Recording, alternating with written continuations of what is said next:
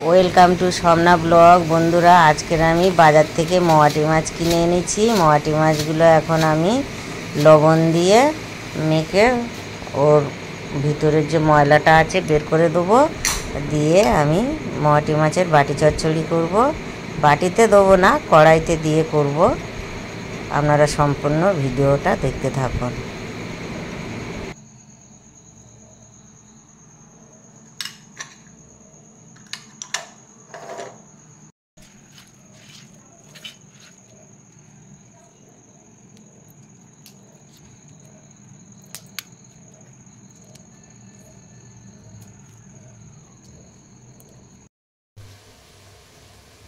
বন্ধুরা, মোয়াটি মাছের বাটি চচ্চড়ি আমার হয়ে গেছে। এবার ওপর থেকে তেল ছড়িয়ে দেবো।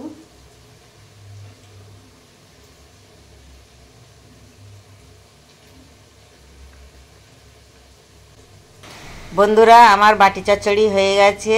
এইরকমভাবে করে খেয়ে দেখবেন, খুব ভালো লাগবে। আজকের মতন আমার এই ভিডিও শেষ। আবার পরের ভিডিওয় দেখা হবে। আসছি, টাটা।